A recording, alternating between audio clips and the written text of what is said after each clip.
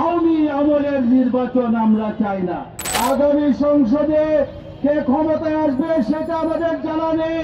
যারা যুদ্ধ করে দেশকে ফ্যাসিবাদ মুক্ত করেছে তাদের সুরক্ষা চাই। আগামী সংসদের জন্য আমরা জুলাই সনদ বিলম্বিত করতে চাই না। বক্তব্য আমরা পরিষ্কার করেছি যে খেলাফত মজলিস আমাদেরকে বিভ্রান্ত করা হচ্ছে বিভিন্নভাবে, যে তারা নির্বাচন বিলম্বিত করার জন্য রাজপথে নেমেছে।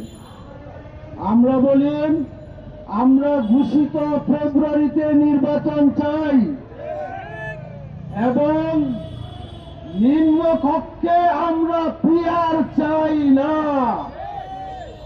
ভালোভাবে বুঝতে হবে, নিম্ন কক্ষে আমরা পিআরের পক্ষে নই।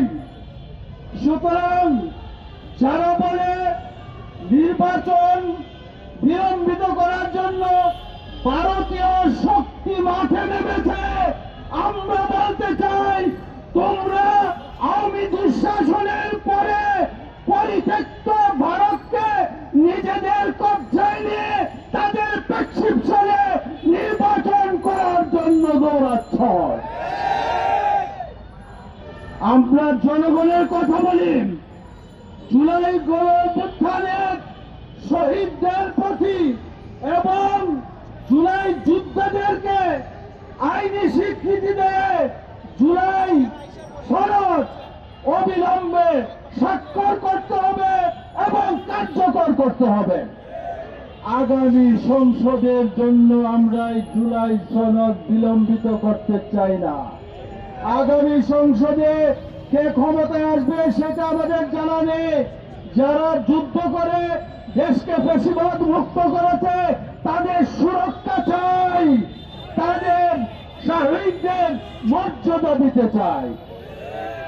আমার খেলাফত মজলিস সহ যারা আমরা মাঠে নেমেছি, আমরা এই নির্বাচনকে সুষ্ঠু নিরপেক্ষ নির্বাচন করার জন্য আমরা বদ্ধপরিকর। আমরা এই সরকার প্রতিষ্ঠিত হয়েছে কি করবে?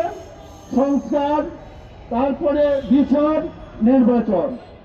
সংস্কার, প্রয়োজনীয় সংস্কার এটা অব্যাহত রাখতে হবে এবং বিচার, দৃশ্যমান বিচার, এখন এই দৃশ্যমান বিচার হতে হবে এবং বিচারিক কার্যক্রম অব্যাহত রাখতে হবে এবং অবাধ সুষ্ঠু নিরপেক্ষ নির্বাচন, আওয়ামী আমলের নির্বাচন আমরা চাই না।